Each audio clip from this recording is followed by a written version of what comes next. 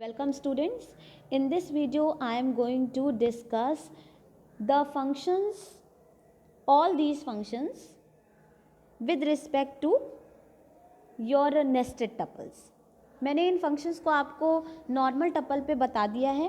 काम इनका अभी भी वही होता है, लेकिन nested tuple पे ये कैसे काम करते हैं ये आपको इसमें देखना है. ठीक है, तो let us start with the len function. Length function क्या करता था, हमारी टपल की लेंथ देता था. ठीक है, तो अगर हमारी नेस्टेड टपल है तो देखिए लेंथ क्या मिल रही है, ये हमारी टपल है.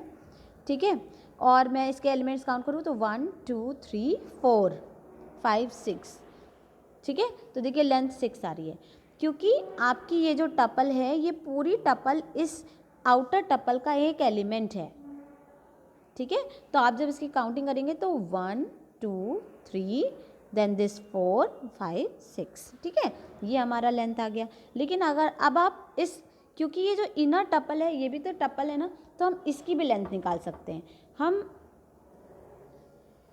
टपल के अंदर प्रेजेंट टपल की लेंथ निकाल सकते हैं, टपल के अंदर प्रेजेंट स्ट्रिंग की लेंथ निकाल सकते हैं और लिस्ट की लेंथ निकाल सकते हैं. ठीक है, तो देखिए हमने यहाँ लिखा लेन ऑफ T3, क्योंकि 0 1 2 3 ये 3 इंडेक्स का एलिमेंट है, तो देखिए इसने मुझे 3 दिया क्योंकि मेरी इनर टपल में 3 एलिमेंट है. ठीक है, तो यहाँ ये याद रखिए कि इस तरीके से लेन फंक्शन काम करता है. फिर उसके बाद काउंट फंक्शन.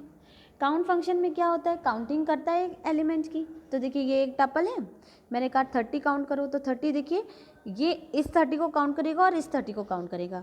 इस 30 को काउंट ये नहीं करेगा क्योंकि ये इनर टपल का हिस्सा है. ठीक है, तो याद रखिए, देखिए आपको 2 आंसर मिल रहा है क्योंकि ये जो 30 है ये इंडिविजुअली प्रेजेंट नहीं है, ये एक दूसरी टपल के अंदर प्रेजेंट है, तो उसको ये 30 नहीं दिखेगा, वो सिर्फ इस 30 को काउंट करेगा और इस 30 को काउंट करेगा. फिर उसके बाद T3 डॉट काउंट 30, तो T3 ये है, इसके अंदर 30 देखिए डायरेक्ट प्रेजेंट है तो 1 मिला. फिर T डॉट काउंट 50. अब देखिए 50 काउंट करें तो देखिए 50 इनर टपल का हिस्सा है इसलिए काउंट नहीं हुआ, वो इसमें इसमें इसमें और ये एज अ कलेक्शन ट्रीट हो रहा है, इसमें इसमें इसमें कहीं पे आपका 50 नहीं प्रेजेंट है, इसलिए आपको 0 मिला. लेकिन T3 में 50 काउंट किया तो देखिए 1 मिल रहा है. इस तरीके से काउंट फंक्शन हमारे नेस्टेड टपल के साथ वर्क करता है. Then index function. आप देखिए इंडेक्स फंक्शन क्या करता है, आप इसको एक एलिमेंट देते हैं और ये उस एलिमेंट की इंडेक्स रिटर्न करता है. ठीक है, और अगर वो एलिमेंट नहीं प्रेजेंट होता है तो वैल्यू एरर मिलती है. ठीक, तो वही काम देखिए यहाँ हो रहा है. यहाँ मैंने कहा XYZ की इंडेक्स बता दो, तो 0 1 2 2 इंडेक्स है, ये 2 रिटर्न हो गया. इस पूरी टपल की इंडेक्स 3 है, लेकिन अब देखिए मैंने कहा 20 की इंडेक्स बता दो, तो 20 प्रेजेंट ज़रूर है लेकिन इनर टपल का हिस्सा है वो, इसलिए इसको 20 नहीं दिखेगा और इसलिए आपको ये वैल्यू एरर दे रहा है, कह रहा है कि 20 नहीं प्रेजेंट है क्योंकि आउटर टपल में T में 20 डायरेक्ट प्रेजेंट नहीं है, T3 में 20 प्रेजेंट है. तो T में जब 20 ढूंढा तो मुझे मिली वैल्यू एरर क्योंकि ये वैल्यू प्रेजेंट नहीं थी, लेकिन T3 में 20 को ढूंढा तो देखिए 1 आ गई.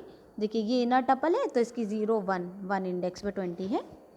ठीक है, तो इस तरीके से नेस्टेड टपल में इंडेक्स फंक्शन वर्क करता है. फंक्शन इज मिन एंड मैक्स फंक्शन. ये दोनों फंक्शन क्या करते हैं, आपकी टपल की मिनिमम या फिर मैक्सिमम वैल्यू रिटर्न करते हैं. अब आपको मालूम है कि जब भी हम इन फंक्शंस को यूज़ करते हैं तो हमारे टपल के जो एलिमेंट्स हैं वो कंपेरेबल होने चाहिए. So if it is a nested tuple then it must contain all the tuples only as its element, वरना ये फंक्शन हमारे लिए काम नहीं कर पाएंगे नेस्टेड टपल में.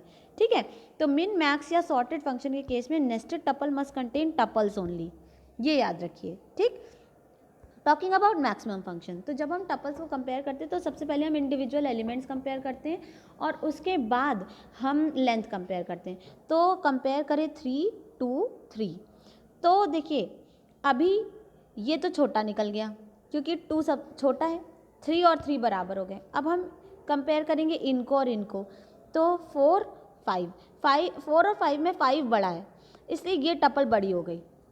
लेंथ की बात तब आएगी जब आप इंडिविजुअल एलिमेंट से आंसर ना निकले. ठीक है, तो देखिए 3 5 1 ये लार्जेस्ट टपल है. क्यों, क्योंकि ये तो पहले ही ख़त्म हो गई क्योंकि 2 था इसमें सबसे छोटा था. फिर 3 3 बराबर थे इसलिए रिजल्ट नहीं आया. 4 और 5 में देखिए 5 बड़ा था इसलिए रिजल्ट आ गया 3 5 1. और जब हम मिनिमम निकालेंगे तो मिनिमम के लिए देखिए 3, 2 और 3 में से सबसे छोटा क्या है 2, तो यहीं के यहीं रिजल्ट आ गया कि ये टपल मिनिमम है। लेंथ बाद में आती है, ठीक है, टपल कंपैरिजन मैं आपको पहले करा चुकी हूँ।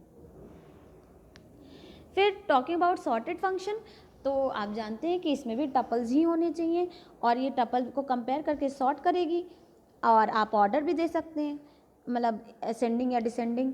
तो जब मैंने ऑर्डर नहीं दिया तो ये असेंडिंग करेगा, तो असेंडिंग के हिसाब से सबसे छोटी टपल ये है, फिर ये है, फिर ये है। क्यों?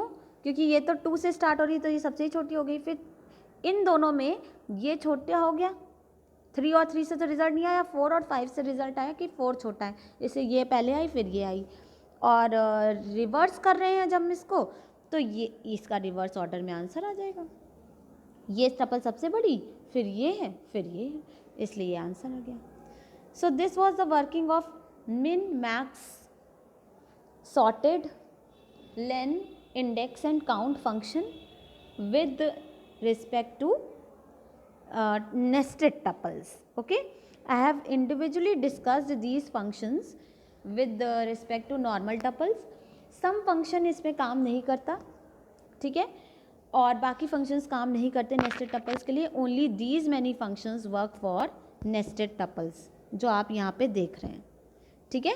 so I hope these functions must be clear to you. If you still have any confusion, you can write it in the comment section. Thank you very much.